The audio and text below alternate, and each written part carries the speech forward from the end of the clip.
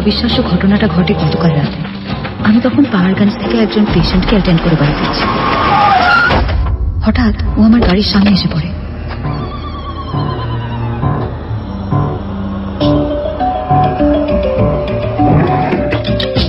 আমি ওকে বাড়ি নিয়ে এলাম। আমরা সায়েন্টিস্টরা যে ইউনিভার্সের ইনফাইনাইট রহস্যের 10% এখন নাগাল পাইনি, তা চোখে আঙুল দিয়ে দেখিয়ে দিল ওই কেসটা। ওর ব্লাড স্যাম্পল টেস্ট করে আমি অবাক। বুঝলাম মিথ আর সায়েন্সের গ্যাপটা ব্রিজ করার এই রেসপন্সিবিলিটি নেচার আমাকে দিয়েছে। একজন ডাক্তার হিসেবে এটা আমার জীবনের সব থেকে বড় চ্যালেঞ্জ।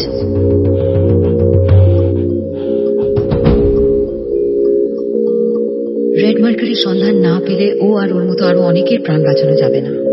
আর আমার এই মিশনে তোর সাহায্যই লাগবে খালি। তোর মনে আছে অনেকদিন আগে তুই তোর কলেজে এক প্রফেসরের কথা বলেছিলি, যিনি নাকি কোথাও একটা ডাইলিউটেড রেড মার্কারির খোঁজ পেয়েছিলেন? বাবা, তোর মনে আছে দেখছি। হ্যাঁ, উনি তোকে কি বলেছিলেন বলতো? ঠিক মনে নেই, প্লিজ বলবি? যার কথা তুই বলছিস উনি প্রফেসর রাধেশ্যাম ধর। মারা গেছেন তাও ধর বছর 5 হবে। স্যারের খুব প্রিয় ছাত্র ছিলাম আমি। তাই উনি একটা বিশেষ ব্যাপারে আমাকে একটা খোঁজ দেন। কি ব্যাপারে? স্যার থাইল্যান্ড গিয়েছিলেন, আর সেখানে মানে থাইল্যান্ড থেকে বেশ কিছুটা দূরে ভারত মহাসাগরের ওপর পরিত্যক্ত একটা দ্বীপ আছে। সেখানে উনি গিয়ে নাকি ডাইলিউটেড রেড মার্কারি ট্রেস পেয়েছিলেন। আসলে কি জানিস তো, ওই রেড মার্কারি নিয়ে সারা পৃথিবী জুড়ে কোল্ড ওয়ারের পর থেকে এত গুজব রটেছে যে আমি স্যারের কথা বিশ্বাসই করিনি। আচ্ছা, থাইল্যান্ডে এক্স্যাক্টলি কোথায় বলতো? এক্স্যাক্টলি কোথায় আমি জানি না। স্যার আমাকে একটা ম্যাপ দিয়েছিলেন আর বলেছিলেন যে আমি নিজে গিয়ে যেন সেখানে খোঁজ করি। কিন্তু সেখানে যাওয়ার আগে প্রথমে ঋষভ যেতে হবে। ঋষভ থেকে আরো বেশ কিছুটা দূরে একটা দুর্গম জায়গায় যেতে হবে। তারপরে আমরা কি ওই জায়গাটা যেতে পারি?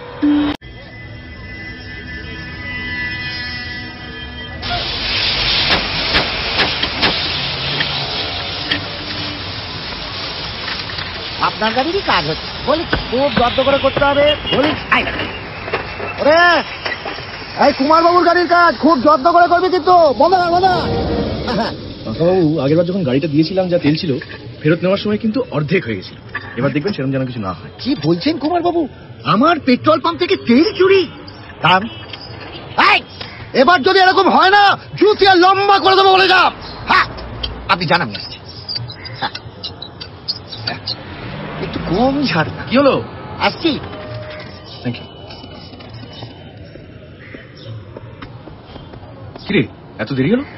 আর বলিস না, আমাদের ইউনিভার্সিটিতে ল্যাব ইনফ্রাস্ট্রাকচার দিনকে দিন খুব খারাপের দিকে যাচ্ছে। সেই নিয়ে ছাত্রদের মধ্যে একটা বিক্ষোভ শুরু হয়েছে। ওদের একটা গ্যাদারিং ছিল, সেখানে একটা স্পিচ দিয়ে এলাম।